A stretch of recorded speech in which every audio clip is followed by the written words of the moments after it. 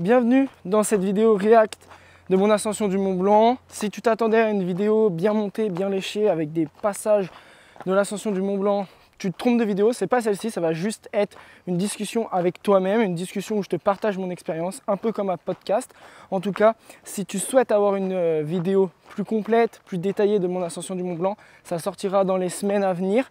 J'ai fait les rushs, il n'y a plus qu'à faire le dérush et faire le montage.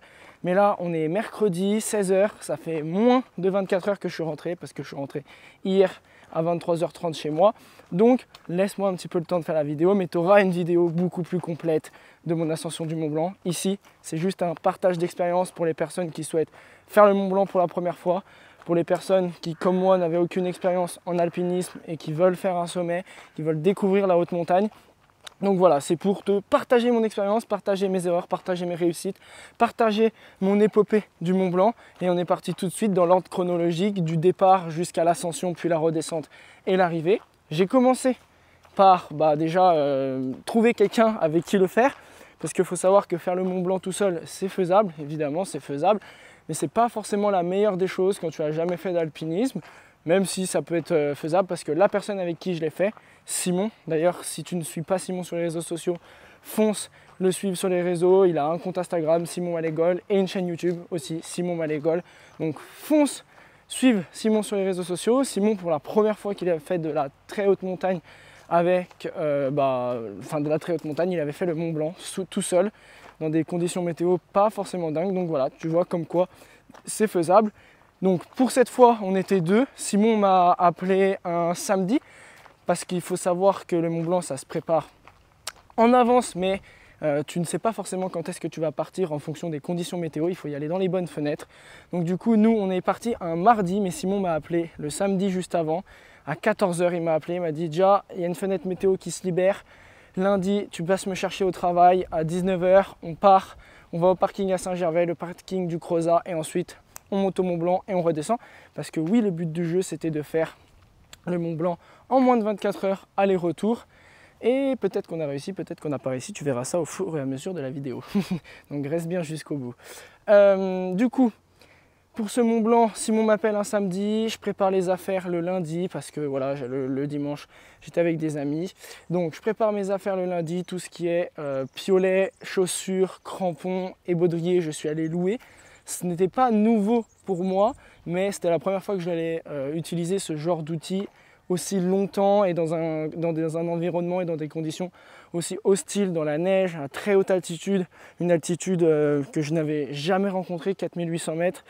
Même au bout de 3000 mètres, j'étais jamais allé plus haut. Donc c'est une zone que je ne connaissais pas du tout. Je ne savais pas à quoi m'attendre en fait, comment mon corps allait réagir. Je ne savais pas, donc voilà. J'ai préparé mes affaires, j'ai pris tout ce qu'il y avait, j'ai juste acheté un sac de 30 litres plus 10 litres avec la capote, ce qui me permettait d'emmener assez d'eau, assez d'alimentation. On verra que c'est pas forcément le cas après, mais voilà, assez d'eau, assez d'alimentation et surtout d'emmener tout l'équipement nécessaire parce qu'au final on ne se rend pas forcément compte, mais il y a besoin de beaucoup d'équipement qui n'empêche à son impact sur ta condition physique parce que tu vas te porter un sac de 8 à 20 kg en fonction de tout ce que tu prends pendant pas mal d'heures. Donc voilà, pour la préparation, j'ai préparé mon sac, j'ai préparé l'alimentation et on est parti. Le lundi, je suis allé chercher Simon à Grésy à 20 h, je suis arrivé. Et puis on est parti direction le parking du Crozat à Saint-Gervais. Il y a une petite heure et quart de route depuis chez nous. Une fois qu'on est arrivé sur le parking, le temps de préparer les affaires, le temps de s'habiller, de vérifier qu'on n'a bien rien oublié. Et on est parti de la voiture, du parking à 22 h 23 précisément. Vous verrez tout ça dans la prochaine vidéo. Donc 22 h 23, on est parti pour l'ascension du Mont Blanc. Objectif, rentrer avant 22 h 23 le mardi, le jour d'après, parce qu'on est parti lundi 22 h 23. Objectif, rentrer avant 22 h 23 le mardi. Moins de 24 heures. Est-ce qu'on va y arriver? Est-ce qu'on ne va pas y arriver? Attention, vous allez voir tout de suite. Pour information, le parking du Crozat, c'est à 1400 mètres d'altitude et le Mont Blanc, c'est à 4800 mètres d'altitude. Donc tu vois que ça fait quand même pas mal de dénivelé, presque 3400 mètres de dénivelé, même un petit peu plus parce qu'il y a des petites portions de redescente entre les deux. Sachez juste, avant toute chose, que le Mont Blanc, en général, ça se fait de 1 avec un guide, de 2 potentiellement et beaucoup plus souvent sur 2 à 4 jours avec des arrêts en refuge et de l'acclimatation à la haute altitude. Et puis aussi, du coup, beaucoup plus de sommeil que nous parce que la dernière fois qu'on s'est levé, du coup, on a fait le calcul. Mais la dernière fois qu'on s'est levé, c'était lundi à 6 h et on est rentré le mardi. Tu verras à quelle heure, mais on n'a pas dormi pendant un sacré bout de temps du coup, parce qu'on n'a pas fait de sieste, rien. Enfin, petite sieste que je te raconterai tout à l'heure. On a fait une petite sieste et puis sinon on a juste marché pendant plus ou moins un jour. Attention, on verra tout ça. Je te tiens en haleine, mais le but c'est que tu saches en fait l'expérience que j'ai vécue dans cette ascension du Mont Blanc parce que c'était vraiment fou. Et si je peux t'aider à te projeter dans ton ascension ou même te donner envie de faire ce genre d'expérience, et ben franchement, je serais vraiment content d'avoir pu t'aider. Donc voilà, on est parti lundi 22h23 à 1400 mètres d'altitude et il y avait 2 étapes avant de rentrer dans la portion alpinisme, dans la portion neige. C'était d'aller au refuge du Nid d'Aigle qui est lui à 2400 mètres d'altitude et ensuite de partir du Nid d'Aigle et de se rendre au refuge de Tête-Rousse qui est lui à plus ou moins 3000 mètres d'altitude. Donc en gros, là devant nous, on avait 1600 mètres de dénivelé positif, 1600 mètres de dénivelé positif, donc de montée, pour se rendre à 2 refuges différents. Évidemment, ces 2 refuges, on ne s'est pas arrêté. C'était juste des points de repère où il fallait qu'on passe sur notre itinéraire. Donc, premier refuge, les panneaux annonçaient 3h15, on a mis 2h15 pour y aller à peu près. Ça faisait à peu près 5 km et 1000 de dénive. On a réussi à parcourir ça en 2h15. Tout allait bien jusqu'ici. Honnêtement, le temps passait super vite. Il y avait des petites portions avec des échelles. C'était vraiment sympa. Et le terrain, au final, c'était du trail normal. Des sentiers typiques de la vallée de Chamonix. Avec un peu des cailloux, comme vous pouvez le voir ici. Des petits sentiers comme ça. Ou même juste simplement des gros cailloux, des sentiers de montagne typiques. Voilà, c'était vraiment pas compliqué. Il y a 2-3 petits passages avec des échelles, comme je l'ai dit, mais c'est pas la mer à boire, surtout quand tu sais que tu pars pour le Mont Blanc et que normalement la suite devrait être plus corsée. Donc ensuite on arrive au Nid d'Aigle, on cherche un petit point d'eau parce qu'on avait déjà pas mal bu et on voulait pas être à court d'eau pour la suite. Malheureusement pas d'eau, en plus le refuge du Nid d'Aigle en travaux, donc pas forcément trop d'endroits pour boire et tout. On a essayé de trouver des ruisseaux, mais à cet endroit-là, il n'y en avait pas forcément. Du coup, deuxième étape, direction Tête-Rousse, refuge de Tête-Rousse, qui est juste avant le couloir de la mort, le grand couloir aussi. Donc le couloir de la mort, c'est un couloir qui s'appelle le couloir de la mort qu'il faut traverser. Et ensuite, le grand couloir, c'est le couloir qui te mène de Tête-Rousse jusqu'au refuge de Goûter, qui lui se situe à 3800 mètres d'altitude. Donc, entre le Nid d'Aigle, le premier refuge, et le deuxième refuge, le refuge de Tête-Rousse, toujours pareil, c'est vraiment beaucoup de trail, c'est de la randonnée en haute altitude, donc on part de 2400 mètres et là on va à 3000 mètres d'altitude au refuge de Tête-Rousse. Et pour le coup, c'était pareil, on était de nuit, on s'est un peu perdu, on n'a pas forcément trouvé le chemin tout de suite, mais on savait la direction dans laquelle il fallait qu'on aille. Du coup, c'est pas grave, on va dire, on a continué. Et là, par contre, au niveau du terrain, c'était plus tout à fait le même terrain. C'était beaucoup plus rocailleux, beaucoup plus, si on peut appeler ça, technique. Et ça commençait à être un peu plus risqué en termes de falaise à droite, de falaise à gauche. Et voilà, donc fallait être un petit peu plus attentif. C'était moins de la randonnée, c'était un petit peu plus de l'alpinisme entre très gros guillemets. Mais on l'a fait, on a avancé progressivement. Et on est arrivé au refuge de Tête-Rousse. Au refuge de Tête-Rousse, on ne s'est pas rendu parce qu'il est un peu plus sur la droite. On s'est arrêté à une petite cabane. Et à cet endroit-là, ce qu'on a fait, c'est qu'on s'est habillé pour la neige, habillé pour l'alpinisme. Parce que jusqu'à présent, on était en juste manches longues techniques, en pantalon de randonnée et en basket de trail. Mais à partir de ce moment-là, et juste après la cabane, il y avait de la neige.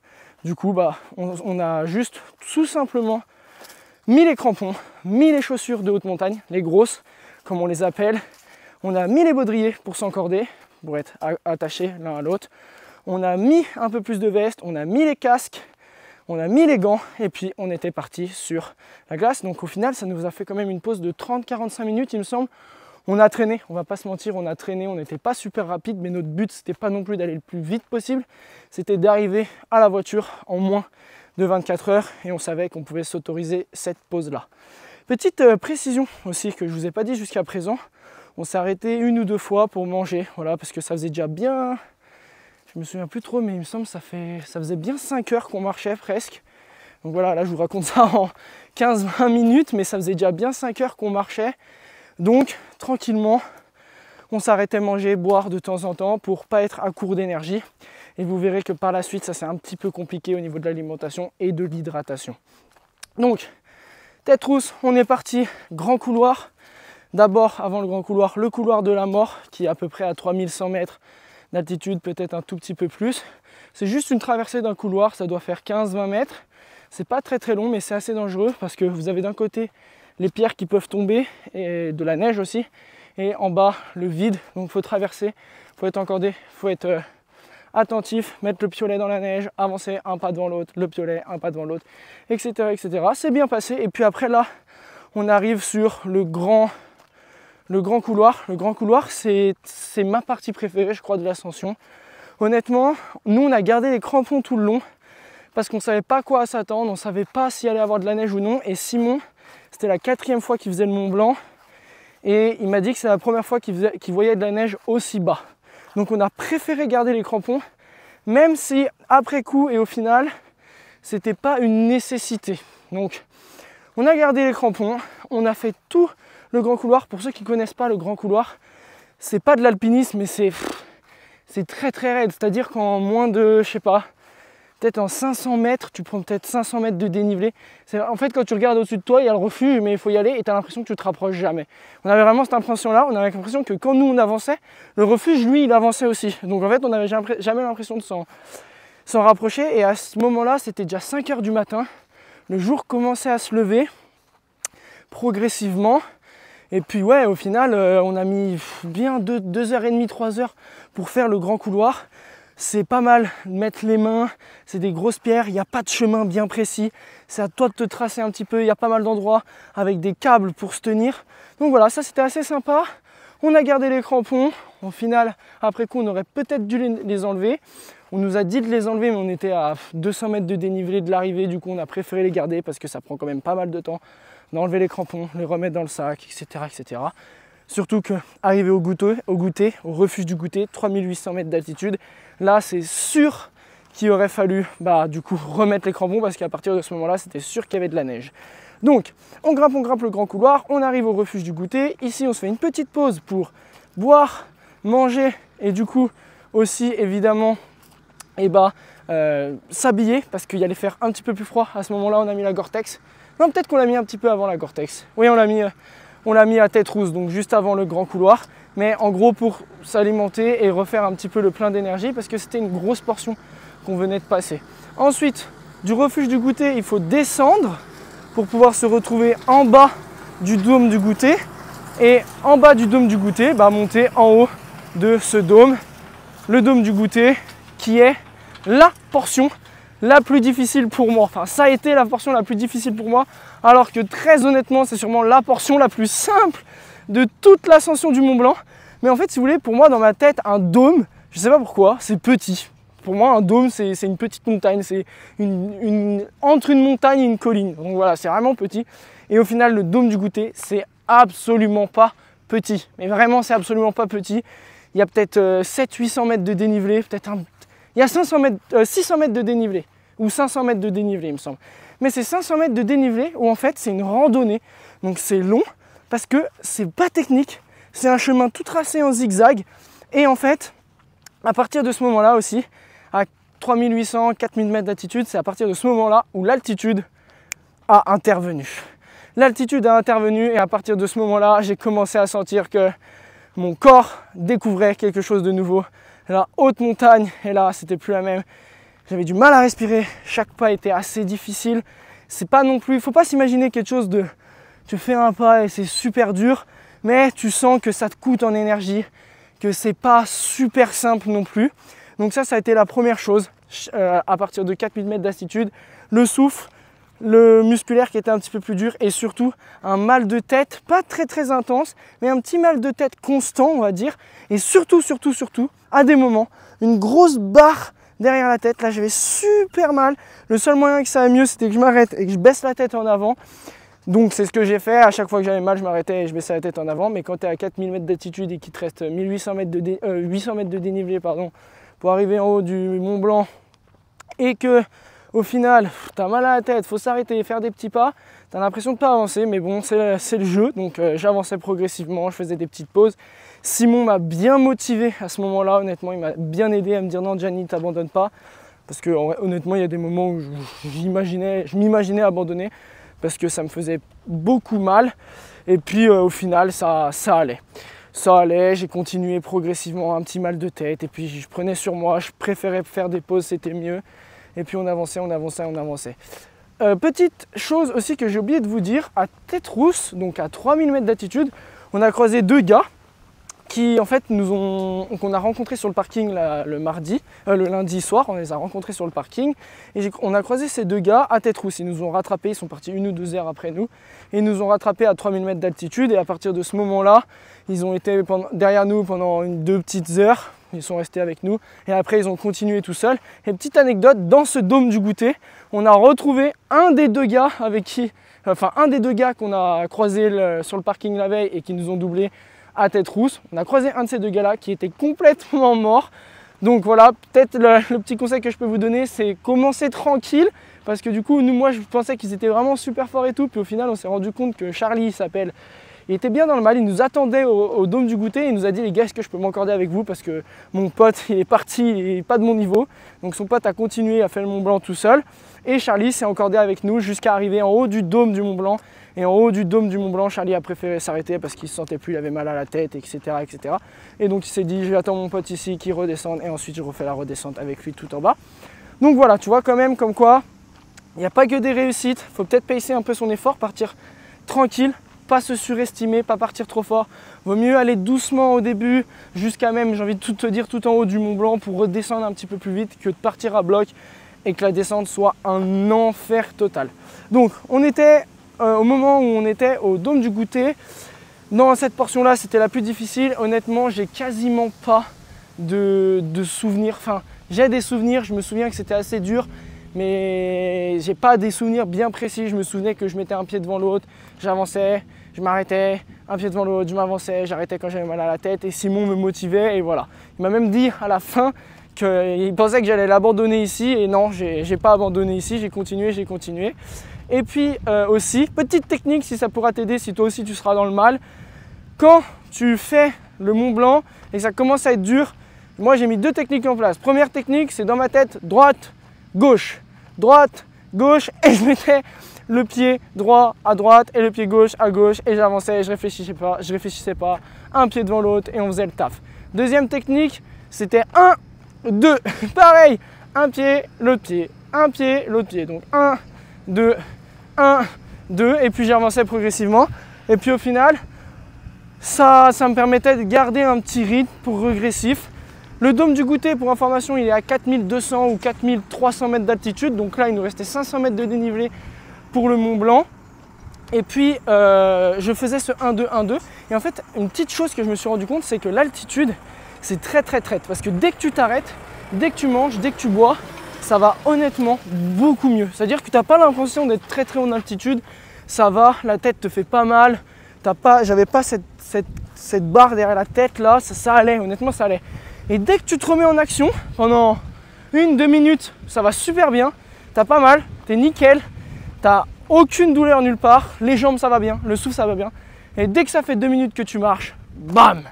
Là, tu as le coup derrière la tête, tu as la tête qui recommence à tourner, tu as le souffle qui s'accélère, tu as les jambes qui commencent à brûler et c'est beaucoup plus dur. Donc là, c'est tout ce que je te dis, c'est mon expérience. Peut-être que ça ne te fera pas ça ou peut-être que si tu as déjà fait le Mont Blanc, ça t'a pas fait ça. Mais en tout cas, ouais, c'est ça qui m'a choqué. C'est à chaque fois putain, que tu t'arrêtes, tu es totalement normal et dès que tu te remets en action, putain, tu as mal, c'est douloureux, c'est pas facile et tout. Donc voilà. On a continué le dôme du goûter. En haut du dôme du goûter, ça redescend un petit peu. Et en redescendant un petit peu, on allait mieux, on a mangé un petit coup. Et puis là, tu te retrouves vraiment face au Mont Blanc. C'est-à-dire que tu vois l'arrivée.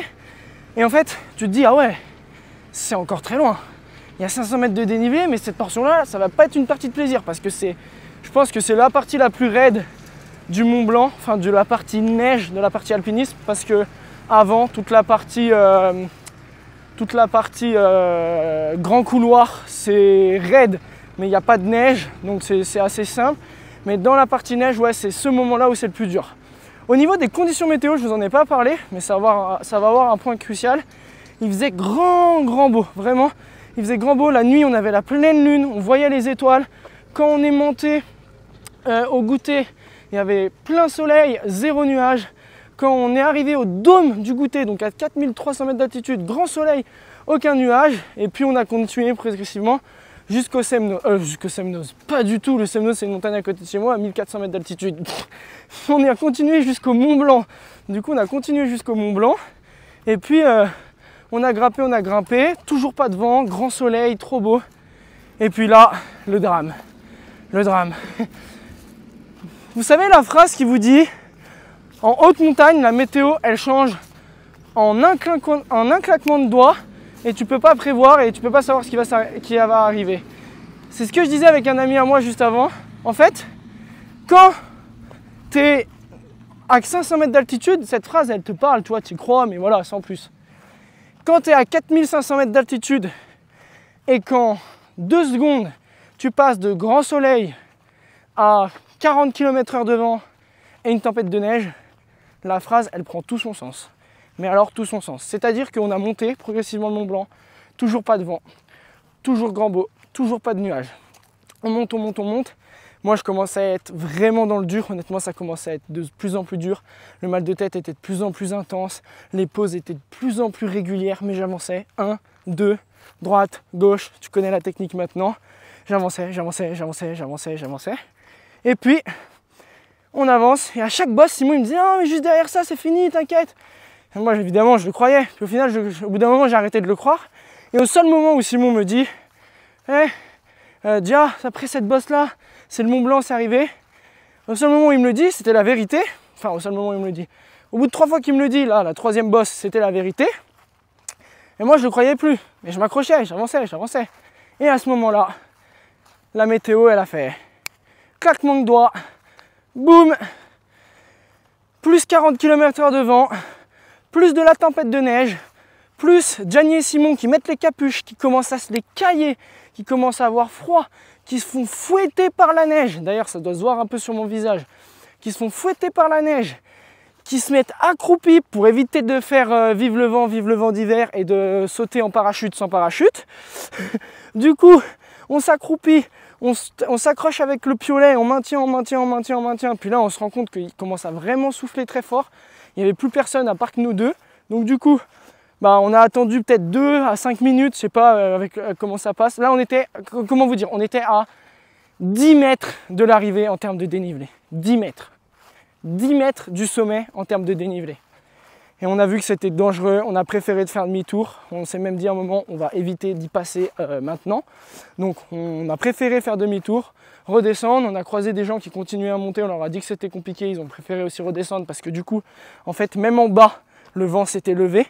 Donc c'est-à-dire que du sommet du Mont Blanc, parce qu'au final, on a fait 99,9% de l'ascension jusqu'au dôme du goûter, voire même derrière le dôme du goûter jusqu'au dôme du goûter, donc jusqu'à 4000 mètres d'altitude, donc moins 800 mètres d'altitude en dessous. Il y avait un vent pas possible. On a descendu pendant 2h30, 3h avec des tempêtes de neige dans la tête, du vent à foison. Vous verrez sur les vidéos, Simon il se filmait, il avait la moustache qui était gelée. On se prenait des tout petits grains de neige en fait, mais ça fait comme des aiguilles sur ta peau, même avec un petit bandeau et tout. C'est tellement violent que tu es obligé de te protéger comme tu peux, mais voilà, c'est vraiment difficile. Et donc là, ouais, on s'est vraiment dit, putain, là, faut qu'on fasse demi-tour, et on a préféré faire demi-tour et descendre progressivement, jusqu'à redescendre au refuge de Valo, puis au dôme du goûter, puis redescendre jusqu'au refuge du goûter, qui, je te rappelle, est à 3800 mètres d'altitude, juste avant, du coup, la redescente du grand couloir, qui ressemble un peu à de l'alpinisme, de l'escalade, du trail, voilà. Un mélange de ces 3 sports, on peut appeler ça comme ça. Donc, on est redescendu progressivement pendant cette redescente de 3 heures. et bah franchement ça tapait, plein de vent, c'était très dur mentalement, on commençait à plus avoir d'énergie parce que comme je te l'ai dit, ok on mangeait jusqu'au début, mais au bout d'un moment on a arrêté de manger, ou du moins on mangeait plus trop et surtout on ne buvait plus trop parce qu'aucun refuge n'a de l'eau, il n'y a pas de ruisseau et du coup bah, on était parti avec 2,5 litres parce que si tu pars avec plus c'est un petit peu compliqué. Du coup on est arrivé en haut du Mont Blanc, petite information, en haut à 99,9% comme je te l'ai dit du coup. On est arrivé au bout de 13 heures d'effort, il me semble, ouais, 13 heures d'effort. Et on a commencé à redescendre, donc on est arrivé au Dôme du Goûter, au refuge du Goûter, pardon. Et à ce moment-là, on s'est dit, avec Simon, il faut vraiment qu'on fasse une sieste. Parce que, pour information, et là c'est juste un partage d'expérience, on n'avait pas dormi la veille. Et en fait, quand on redescendait, il y avait vraiment des fois pendant 5, 6, 10 pas. En fait, j'étais comme ça, je marchais, les yeux fermés, juste faisais mon taf. Je marchais. Alors là, évidemment, c'était à des endroits où c'était pas compliqué. Le Dôme du Goûter, c'est, comme je te l'ai dit, une grande randonnée. C'est un grand champ comme j'ai derrière moi, plein de neige.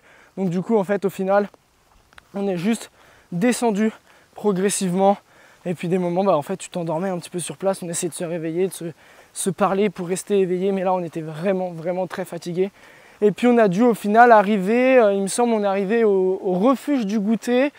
À 14h non, à 15h ou 16h d'effort. Donc c'était vers 15h en fait, vers 15h de l'après-midi. 14h on est arrivé, donc ça faisait 16 heures qu'on marchait. 16 heures, donc ça faisait 3 heures qu'on redescendait du Semnoz. Encore une fois l'erreur. Qu'on redescendait du Mont Blanc. Ça faisait 3 heures qu'on redescendait du Mont Blanc et puis au refuge du Goûter, on s'est dit qu'on allait faire une sieste. Donc on s'est posé dehors en plein soleil parce que là du coup il n'y avait plus de vent. Il faisait plus froid, le soleil était revenu et il n'y avait plus de nuages. Donc voilà, je te laisse imaginer dans quelle dépression on était. Surtout que Simon, ça faisait la 4e fois qu'il faisait le Mont Blanc et que cette année-là, il voulait avoir une photo parce que la première fois, il a réussi, il a eu une photo. Mais il y avait des nuages, du coup, il ne voyait rien. La 2e fois, il a échoué. La 3e fois, il a échoué. Et la 4e fois, il n'a pas eu sa photo. Et du coup, en fait, on a fait une petite sieste de 20 minutes.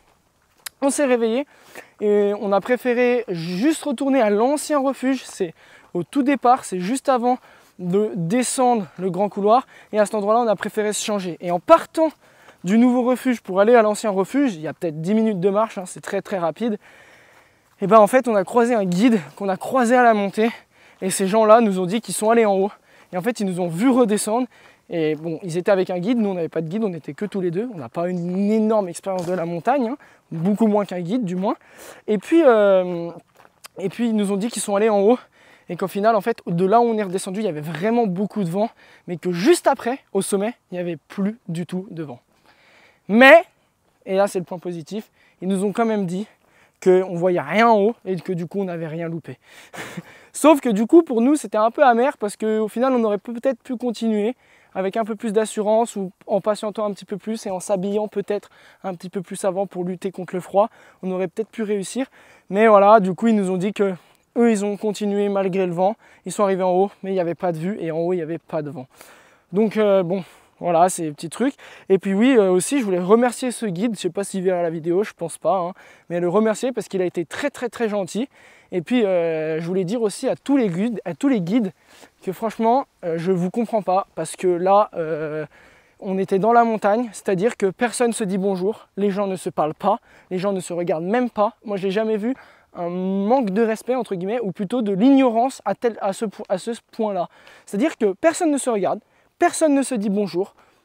Vraiment, c'est un sport d'égoïste. Les gens ne calculent que leur peau, alors que potentiellement, le mec qui est à côté de toi va te sauver la vie. Hein. Ou peut-être, s'il se loupe, te tuer. Voilà, mais bref.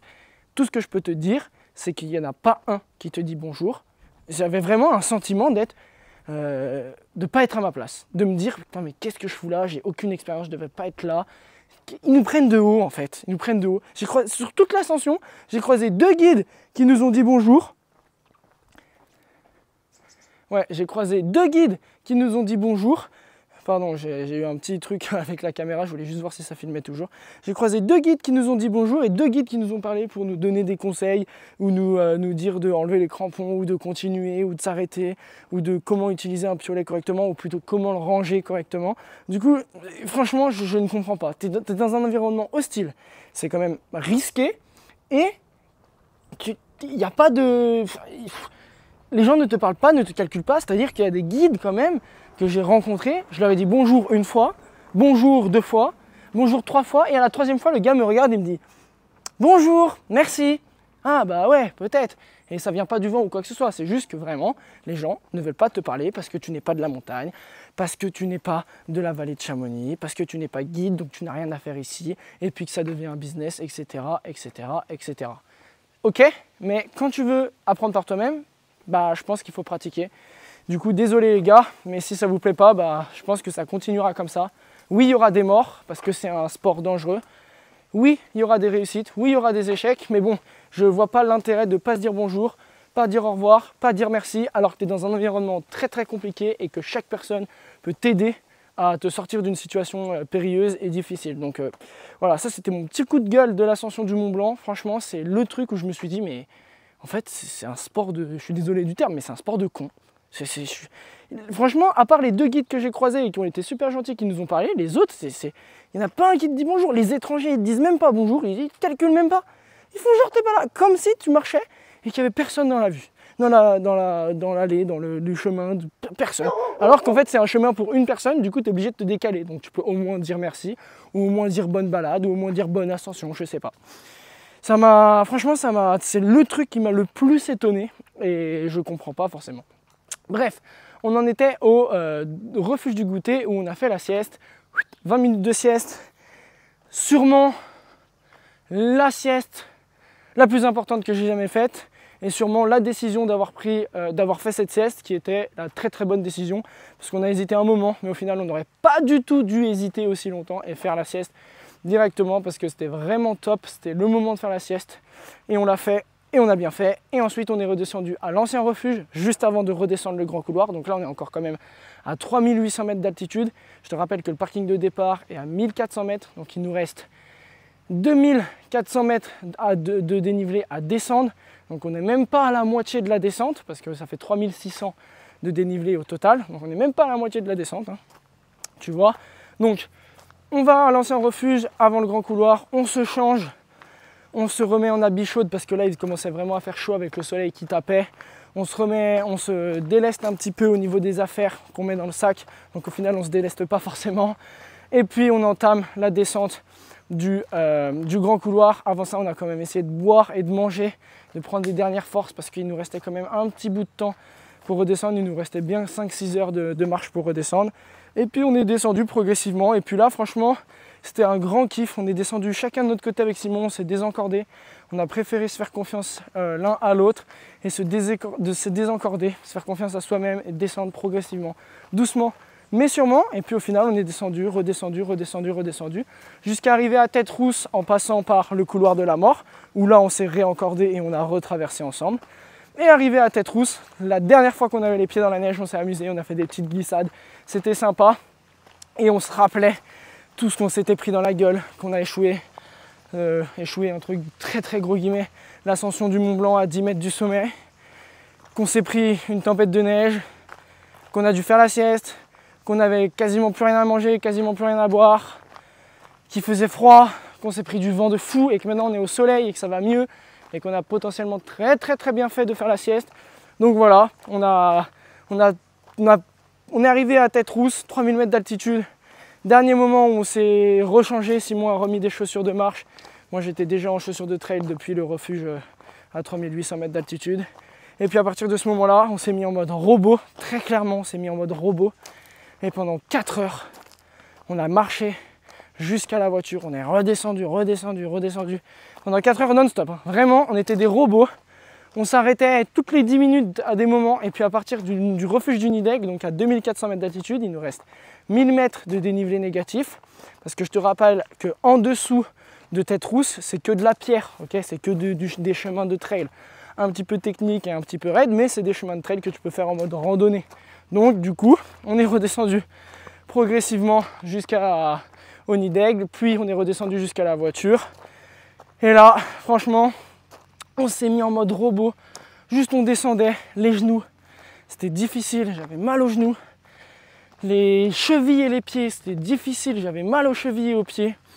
Et puis ici, comme tu peux le voir, autour de mon nez et de ma bouche, Je suis tout cramé parce que j'ai oublié de mettre de la crème solaire. Oui, j'ai oublié de mettre de la crème solaire. Et du coup, j'avais ultra chaud à cet endroit-là. Mais vraiment, que à cet endroit-là, j'étais bouillant. Et tout le reste, j'étais assez tempéré, ça allait. Mais donc voilà, on est redescendu en mode rando, en mode robot. On avançait. On se disait, putain, on peut pas descendre plus lentement qu'on est monté hier. On peut pas. Du coup, on avançait, on avançait, on avançait. Et puis, je te rappelle qu'on avait l'objectif moins de 24 heures. Du coup, bah, on a avancé, on a avancé, on a avancé. Et puis, les derniers 2-3 km, en fait, vu que la veille, tu les as fait, que tu étais ultra frais, tu as l'impression que c'était super rapide. C'est-à-dire que les 2 premières heures de montée la veille, elles sont passées super vite. Quand on a vu la monte, on s'est dit, putain, mais ça fait déjà 2-3 heures qu'on marche là. C'est pas possible, sérieux. Et en fait, quand c'est à la redescente et que tu as déjà 20 heures dans les pattes, eh ben là, mon pote, je t'assure que c'est pas du tout la même et que chaque pas compte et que chaque mètre va compter et que tu vas sentir que c'est assez long quand même à faire. Du coup, bah, c'est ce qu'on a fait. On s'est dit, bon, bah, allez, let's go.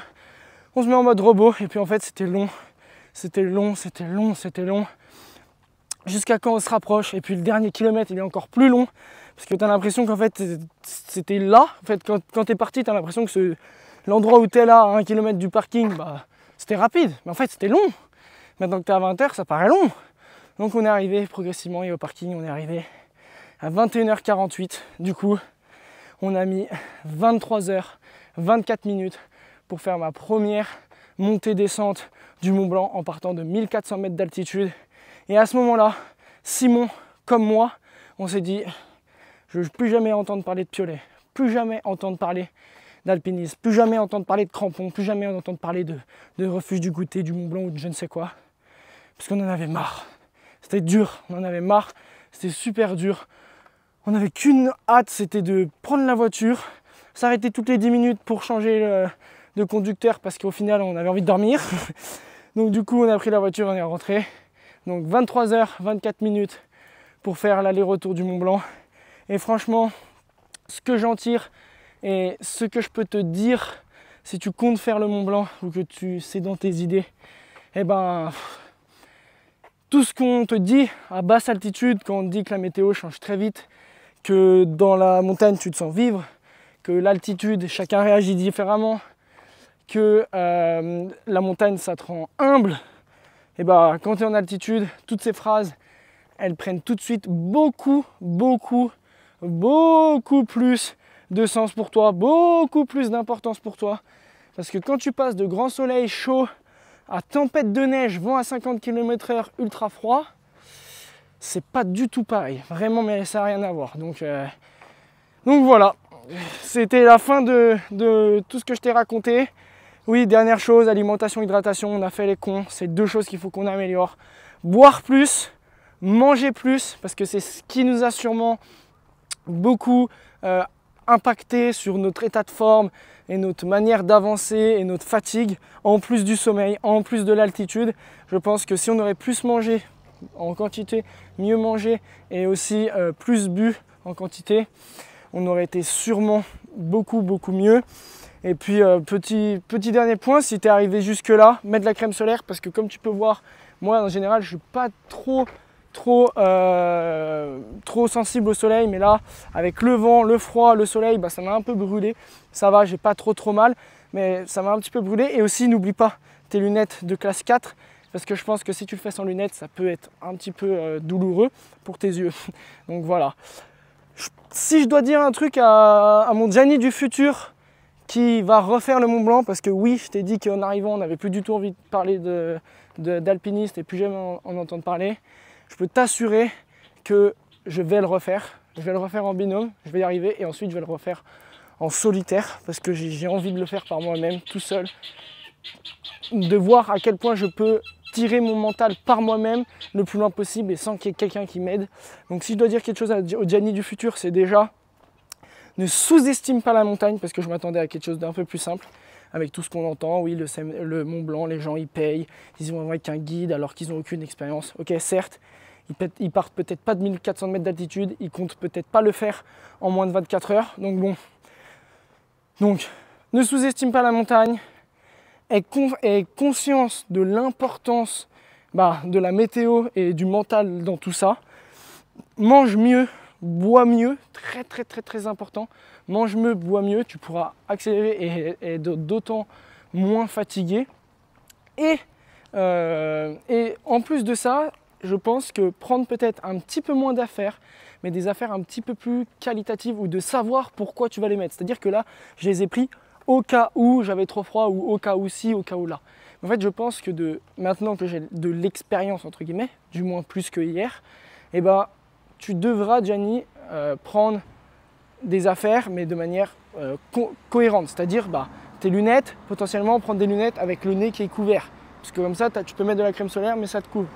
Potentiellement, prendre des gilets ou un seul gilet, un seul slip. Voilà, pas se surcharger parce que ça ne sert pas forcément. Et en montagne, le poids est important et tout ce que tu vas importer est important. Donc voilà, prendre les bonnes choses, manger mieux, boire mieux. Qu'est-ce que je pourrais dire d'autre? Ne pas sous-estimer, ça je l'ai déjà dit. Potentiellement te préparer un petit peu plus spécifiquement, même si au final je m'entraîne pas mal avec le trail et le vélo, mais c'est pas spécifique à la haute montagne. Et puis aussi peut-être s'habituer progressivement à l'altitude pour avoir de moins en moins cette sensation là de mal de tête et tout. Je ne sais pas si ça s'entraîne. En général on dit que c'est vraiment personnel et que chacun réagit différemment. Mais je pense que quand même plus tu y es, plus tu t'habitues à ce genre d'environnement, mieux tu résistes aux symptômes que ça peut te causer. Donc voilà. Et puis je pense aussi qu'il faut travailler le mental parce que ce que je me suis rendu compte, c'est que le mental a un énorme impact. C'est-à-dire que si tu te dis qu'il te reste 100 mètres de dénivelé, tu vas être prêt pour faire 100 mètres de dénivelé, mais si tu en restes 200, les 100 derniers ils vont être durs. Alors que si tu te dis qu'il y en a 300 et qu'en fait il y en a 200, eh ben, ça va passer plus vite et ça va mieux le faire. Donc ça aussi je pense que c'est important et je te parle de ça surtout pour la dernière descente où je pensais qu'on allait mettre 30 minutes et on a potentiellement mis 1h30, donc voilà. Mais le mental très important, être conscient très important, que la montagne est toujours plus forte que nous, ça c'est indéniable. Et puis voilà. J'espère en tout cas que si tu as regardé cette vidéo jusqu'ici, qui aura servi pour toi, mais aussi pour moi quand je le referai parce que je re-regarderai cette vidéo, et ben, ça t'a pu t'aider, ça t'a permis de te projeter dans ton ascension du Mont Blanc potentiel. Donc merci à toi de m'avoir écouté jusqu'ici, ça me fait extrêmement plaisir. Et puis moi je te retrouve dans de prochaines vidéos. Et surtout dans la dernière vidéo, dans la vidéo de mon ascension du Mont Blanc plus en détail avec des images de l'ascension sur les crêtes, avec les baudriers, avec les casques, les piolets. Et puis voilà, donc abonne-toi si ce n'est pas le cas pour ne pas louper cette vidéo. Et puis je te dis à bientôt. Ciao, ciao.